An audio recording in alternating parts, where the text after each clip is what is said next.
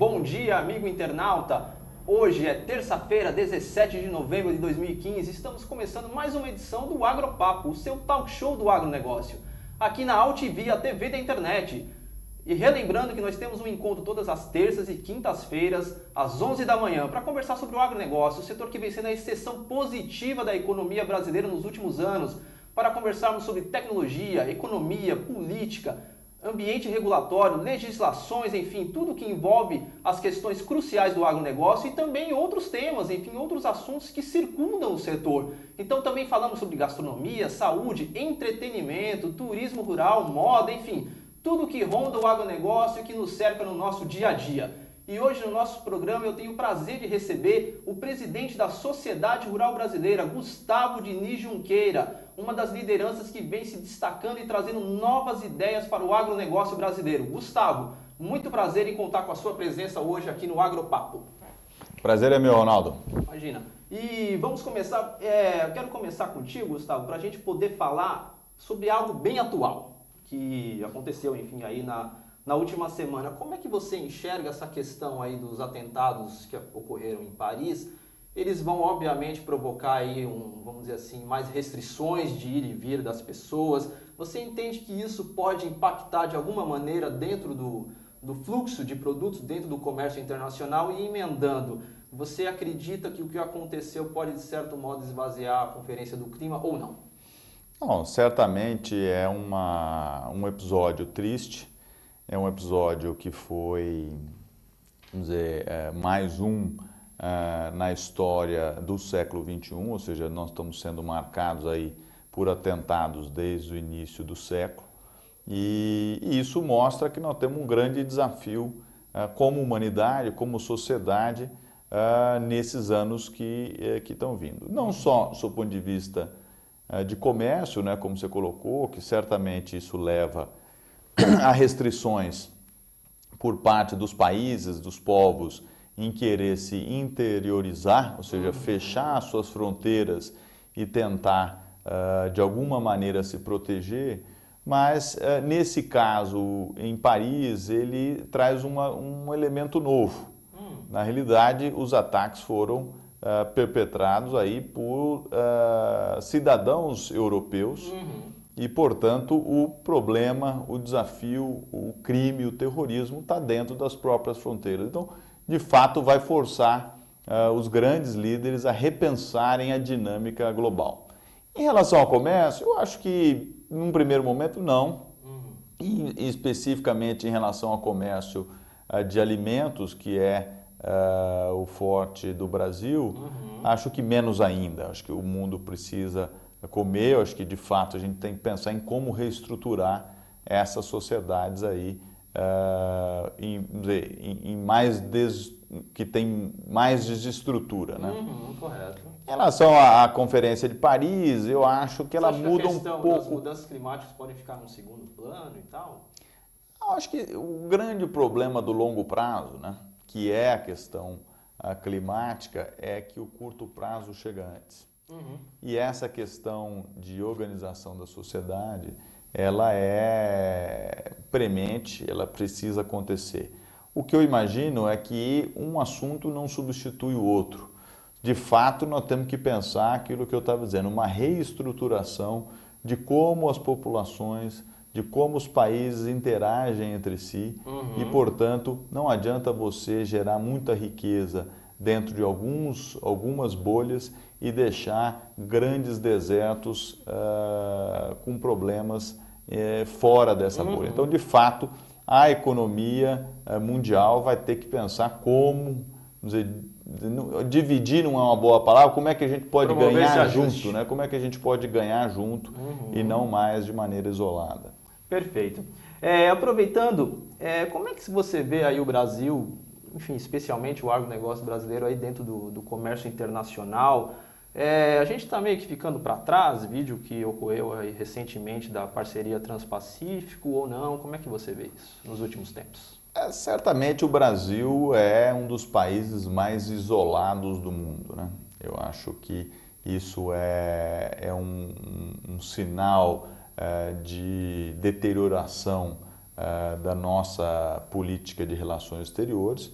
O Brasil não consegue entender que a dinâmica de integração com os outros países, no qual a gente tem que fazer os investimentos naquilo que nós temos vantagens naturais, vantagens comparativas, e isso faz com que cada vez mais a gente tenha uma visão provinciana interiorana.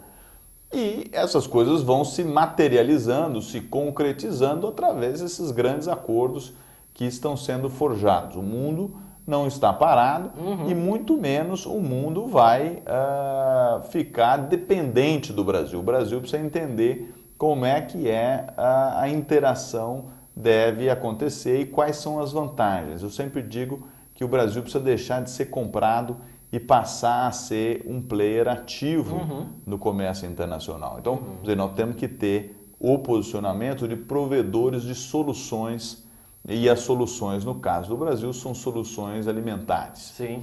Então, o TPP assinado... E energéticas, né? E energéticas e ambientais, ou seja, de fato nós temos aí... mas a questão energética está ligada ao nosso ecossistema, a questão alimentar está ligada ao nosso ecossistema, ou seja, de fato, nós temos uma grande vantagem natural para ser o grande vencedor desse século que entra, que eu acredito que vai ser o século da biologia, o século da biotecnologia. Como é que você vê o papel aí da nossa diplomacia nos últimos anos aí, que tem, vamos dizer assim, navegado muito mais em tentar garimpar um lugar aí no Brasil no assento de segurança do que abrir mercados? Foi certo isso? Não foi, né? Acho que nos últimos anos o Brasil tentou fazer uma política de relações exteriores no qual ele fracassou nas duas frentes que ele atuou.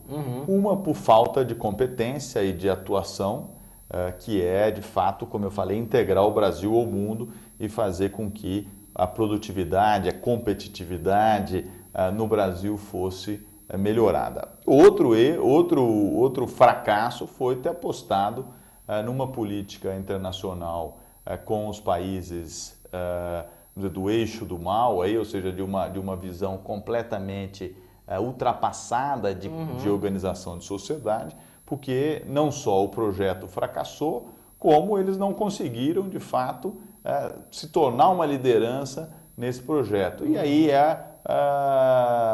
um projeto perda-perda, ou seja, ninguém saiu ganhando disso. Então, realmente, o nosso Itamaraty, os nossos embaixadores, toda a estratégia é muito ruim e tem sido muito mal conduzida e colocado o Brasil numa situação muito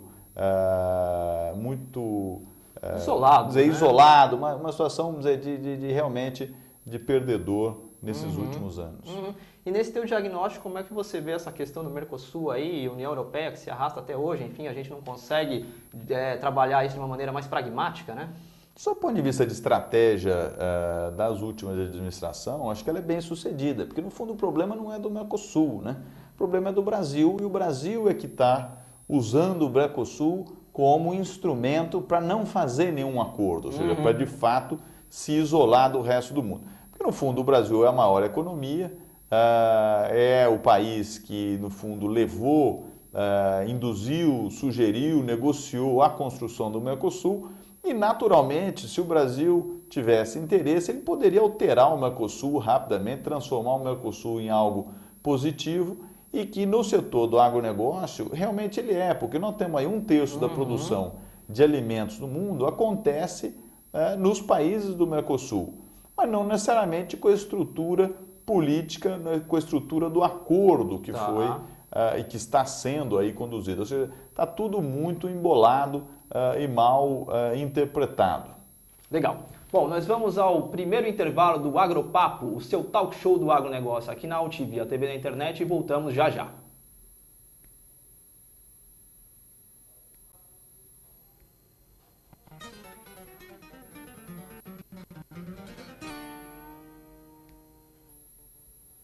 A população mundial tem crescido Tranquilo. rapidamente e Bom. seguirá avançando nas próximas décadas. De acordo com a Organização das Nações Unidas para a Alimentação e Agricultura, até 2050 seremos 9,3 bilhões. Você sabe como vamos conseguir alimentar tanta gente? Entre outros fatores, consciência e manejo integrado às modernas tecnologias. A Andef protege a agricultura brasileira e defende essa causa. Andef, acreditar é o nosso alimento.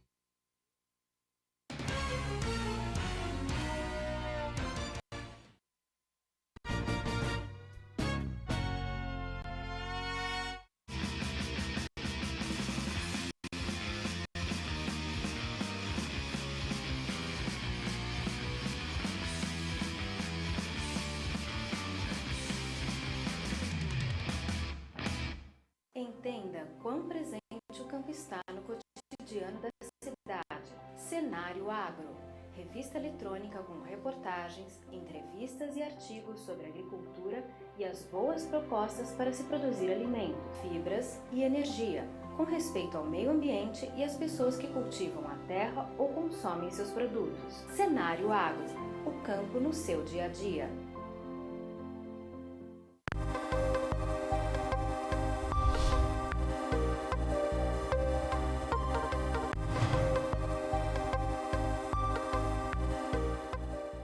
Pecuarista, dobre seu lucro na seca com Vemax Virginia Amicina. Veja o que especialistas dizem sobre esta tecnologia.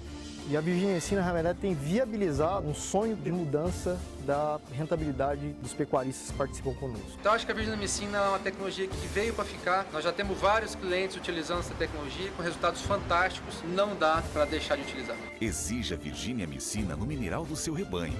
Vemax Virginia Amicina. A dose certa para produzir mais.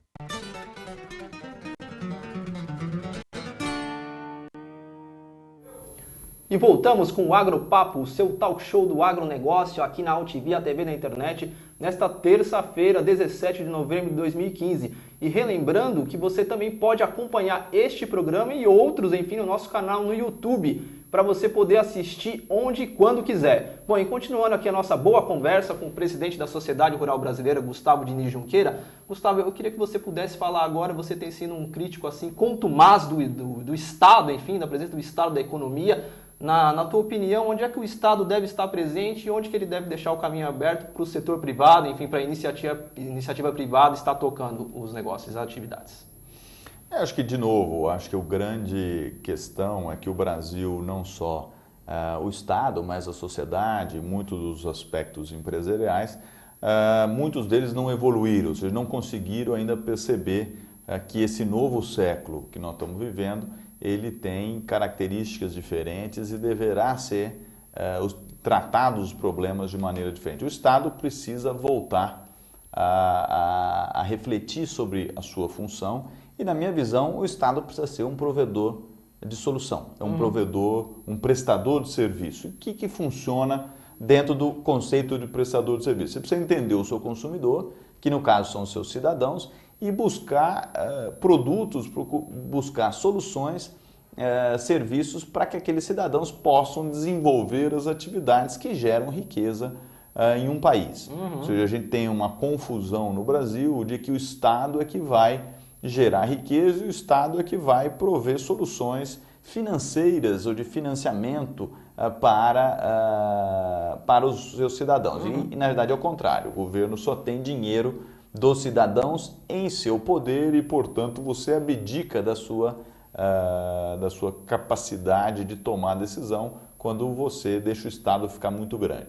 Então, na minha opinião, o Estado não deve estar em nenhuma atividade do setor privado, nenhuma atividade do setor produtivo, porque isso existe um contingente muito grande de pessoas no Brasil e fora do Brasil dispostos a fazer esses investimentos e dispostos a gerir essa atividade. Então, por exemplo, Correios. Por que a gente precisa ter Correios? Certo? Com tanta modernidade, com tantas opções de envio de cartas, de envios de encomendas, existe uma infinidade de empresas que poderiam fazer isso. O governo tem que regular de tal maneira que todo cidadão tenha acesso a esse serviço por alguma dessas empresas. Do mesmo modo, o Banco do Brasil. Por que nós precisamos ter um banco estatal enorme se a gente poderia dividir o Banco do Brasil em vários outros bancos e você teria o setor privado tomando risco? O governo ficaria responsável. Seria melhor por privatizar? gerenciar. Sem dúvida, teria que privatizar Banco do Brasil, Petrobras, Eletrobras, sei lá, para que o governo precisa ter posto de gasolina? É uma coisa realmente surreal o que a gente está vivendo no Brasil. E, no fundo, isso é uma batalha muito difícil, porque 50% da população brasileira vive de uma maneira ou de outra do contra-cheque do Estado. Então, no fundo, existe uma guerra entre interesses de 50% da população que quer não mais pagar pela essa ineficiência e 50% que quer continuar vivendo dessa ineficiência, desse Estado muito grande. Então, na minha visão, o Estado tem que sair de todas as atividades e focar em saúde, como, vamos dizer, facilitador dos hospitais, facilitador dos Mas não como protagonista. Mas de maneira nenhuma como protagonista.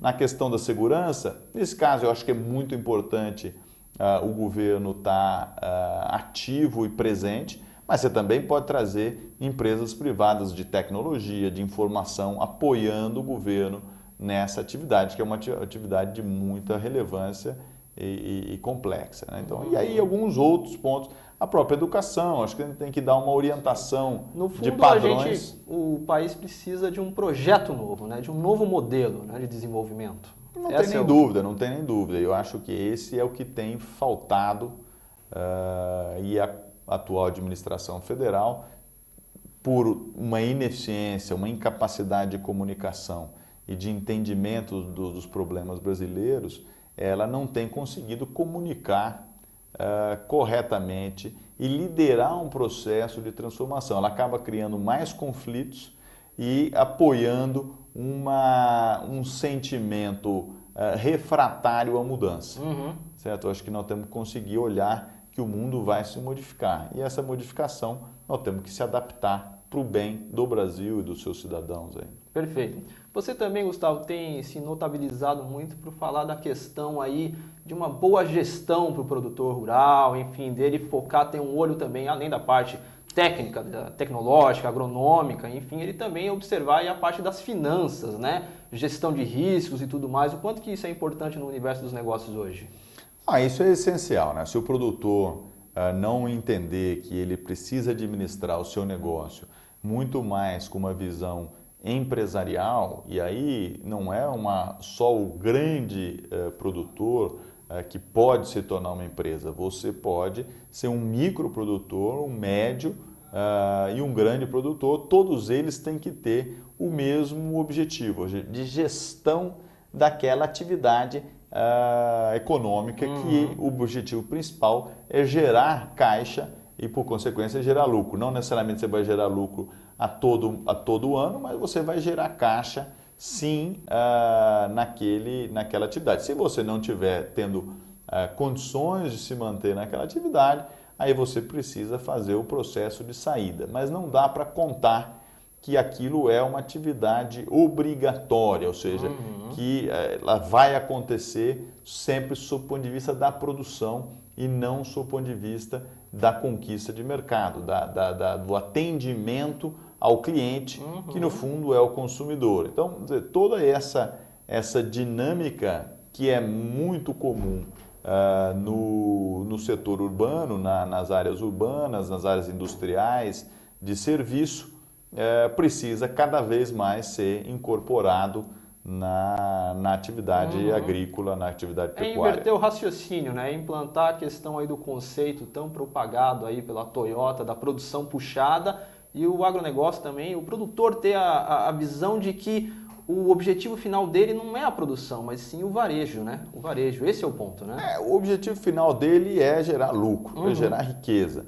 De novo, sendo pequeno, médio ou grande, é gerar riqueza. E ele tem que encontrar quais são os melhores caminhos. Obviamente, existe uma série de distorções que fazem com que esse produtor acabe indo para o modelo, de novo, do século XX, o modelo que a gente está estabelecido. Mas essa mudança deve ocorrer, a gente tem trabalhado muito no repensar de como todo o financiamento do setor agrícola no Brasil está montado hoje. Tá, esse era um ponto que eu queria realmente tocar contigo, aproveitando aí o teu gancho do repensar. É preciso repensar um novo modelo de crédito rural para o país, enfim, profissionalizá-lo, buscar novas fontes de captação de recursos? Não tem nem dúvida, eu acho que mais do que as fontes, você precisa ter a nova estrutura. Hoje, o crédito rural brasileiro é baseado no conceito unitarefa, né? Você pega o dinheiro, planta, trabalha para que tenha uma boa produção, colhe, vende, paga o banco e volta a fazer a mesma coisa. Ou seja, você não tem tempo de planejar, você não tem um horizonte para pensar nesse negócio, na sua atividade como uma empresa. Está engessado, né? Você precisa de mais prazo, você precisa de um período pelo menos de 5 anos, focando em todas as estruturas para você saber quanto você vai gerar de retorno sobre aquele capital que está sendo investido. Então é uma mudança bastante significativa. Muito bem. Bom, nós vamos a mais um intervalo do Agropapo, seu talk show do agronegócio, aqui na UTV, a TV da internet, e voltamos já já.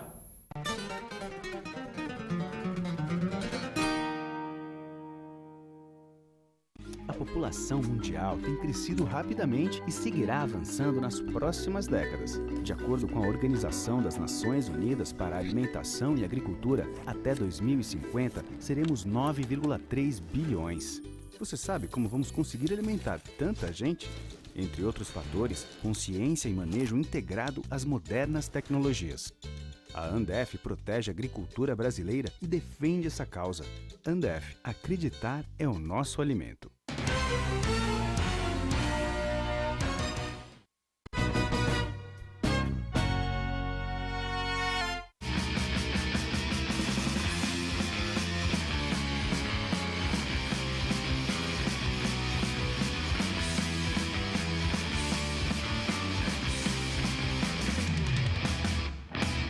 Entenda quão presente o campo está no cotidiano da cidade. Cenário Agro, revista eletrônica com reportagens, entrevistas e artigos sobre agricultura e as boas propostas para se produzir alimento, fibras e energia, com respeito ao meio ambiente e às pessoas que cultivam a terra ou consomem seus produtos. Cenário Agro, o campo no seu dia a dia.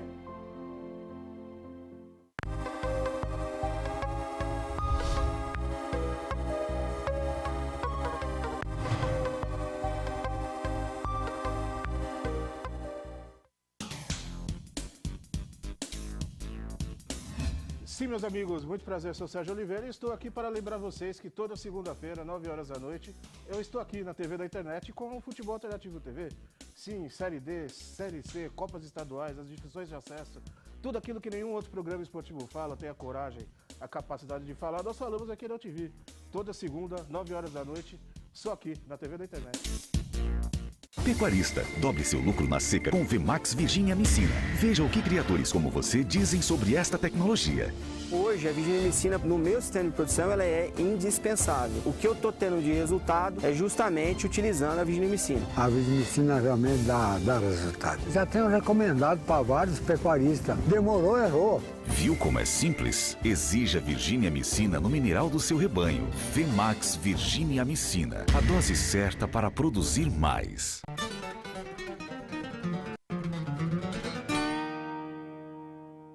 E voltamos com o terceiro e último bloco do Agropapo, seu talk show do agronegócio aqui na UTV, a TV da internet. Hoje é terça-feira, 17 de novembro de 2015 e vamos continuar nossa boa conversa aqui com o presidente da Sociedade Rural Brasileira, Gustavo Diniz Junqueira. Gustavo, a gente falou muito da parte econômica, os desafios aí do Brasil de um novo projeto, os desafios políticos, de reformas e tudo mais. Eu queria que você pontuasse agora como é que anda aí a implementação, a implantação do Código Florestal Brasileiro, que prevê aí o cadastramento aí de todas as propriedades rurais, e como que esse processo, enfim, essa iniciativa, ela pode ser favorável no sentido que se transforme numa espécie de selo, de uma certificação internacional para o nosso agronegócio, incorporando aí ao nosso setor o atributo da sustentabilidade, enfim, em termos internacionais. Bom, é uma pergunta bastante complexa, né, Ronaldo? A gente tem uma história aí de aprovação do Código em 2012.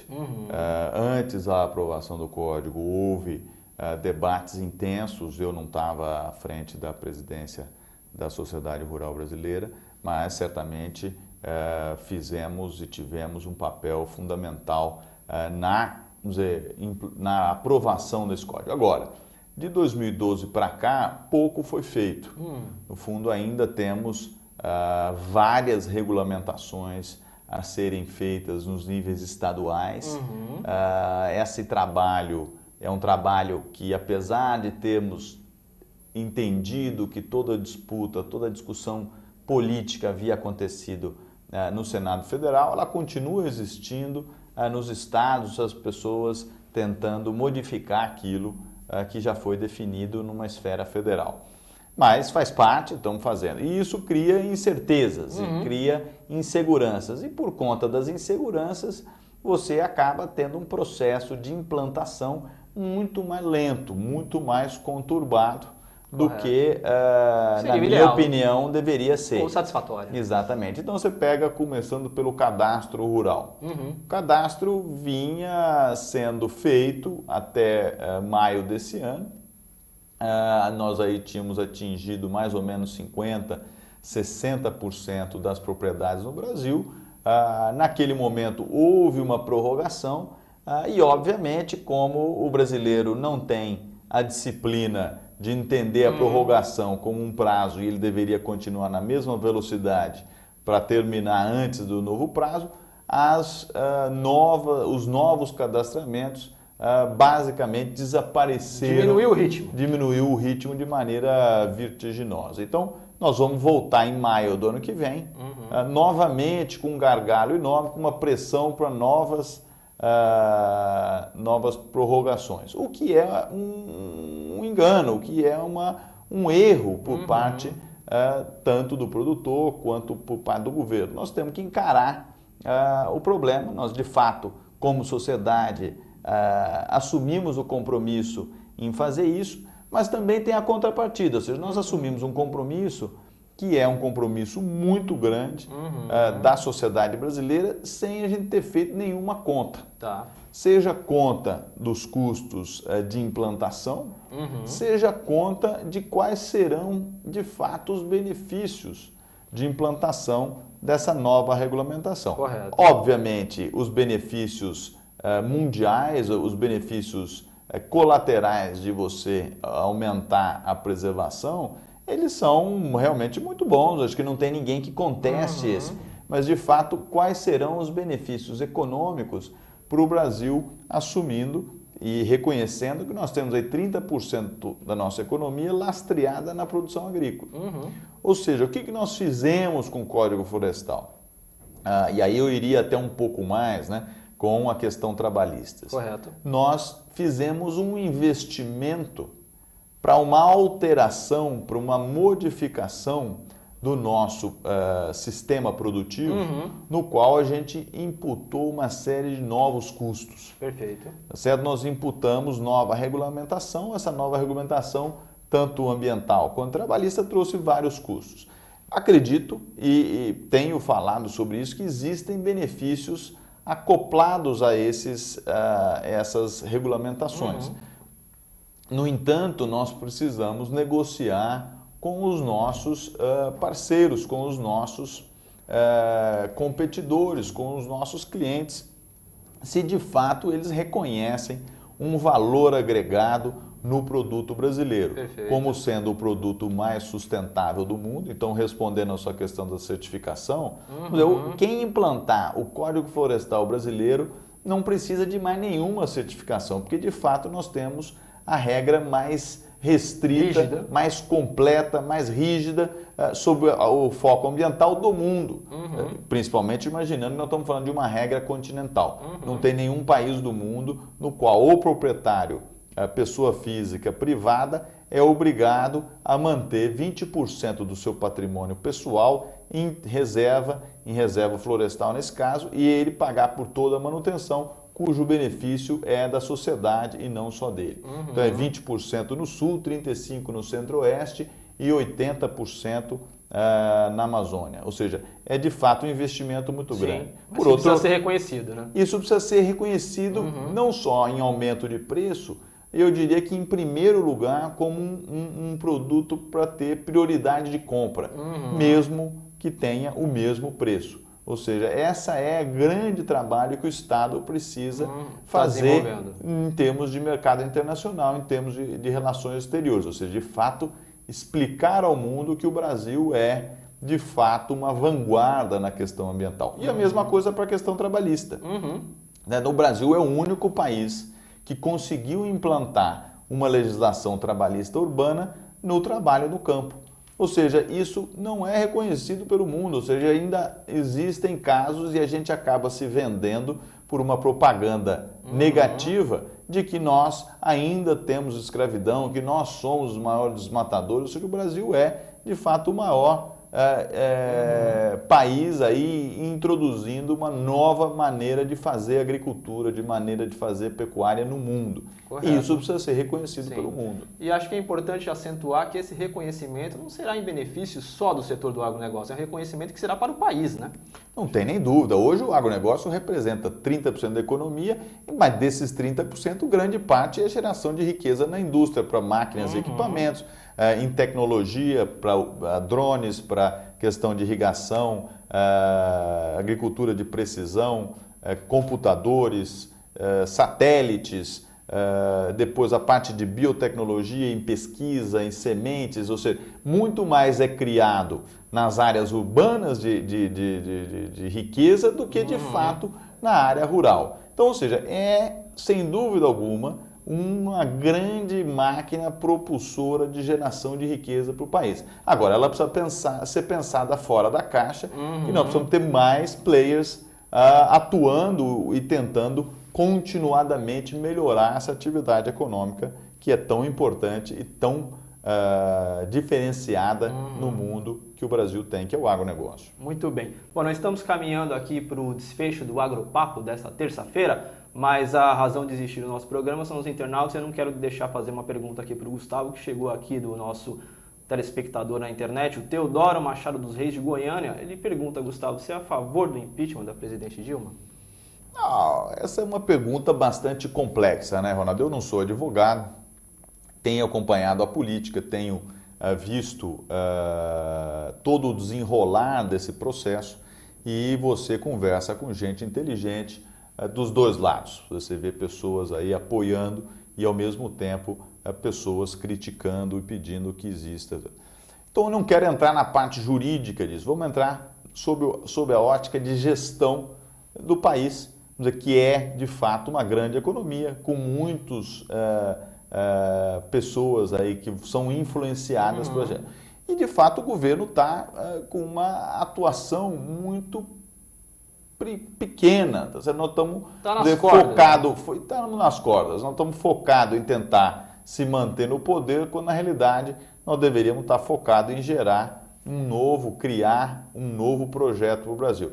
Então, nesse sentido, eu acredito que a atual administração federal perdeu muito da sua capacidade de articulação política para a implantação das medidas que vão ser rapidamente implantadas para que a sociedade possa voltar. Bom, a questão do impeachment é uma questão mais técnica, nós temos que achar maneiras de conseguir gerar o nosso país. Se a presidente conseguir articular politicamente, eu acredito que ela vai ter condições de ficar. Se ela não conseguir, aí não resta outro caminho a você fazer um processo de alteração. Agora, acho que ainda falta muita água para passar debaixo da ponte até que a gente tenha mais clareza nessa questão. Mas o país precisa ser coordenado. Muito bem. Bom, para a gente fechar, Gustavo, quero que você deixe um recado aí para o produtor rural aí de como é que a sociedade rural brasileira enxerga o agronegócio em 2016. Acho que 2016 vai ser um ano muito desafiador. Fomos beneficiados aí em parte pelo câmbio na questão de preços nesse segundo semestre. No ano que vem, no entanto, essa diferença que houve agora, ela vai se equilibrando.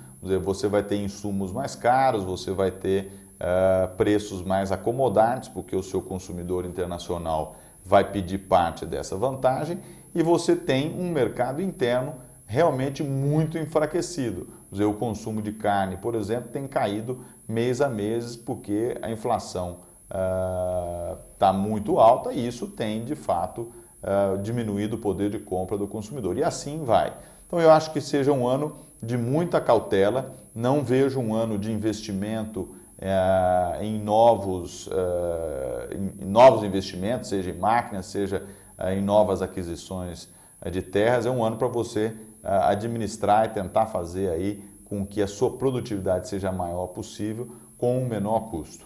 Então, acho que vejo um ano desafiador, mas o agro vai continuar sendo, sem dúvida alguma, no geral. E aí esse é o grande problema da estatística, né? Ou seja, tem pessoas que vão mal mesmo nesse cenário muito positivo, mas no geral vai ser ainda o motor da economia brasileira.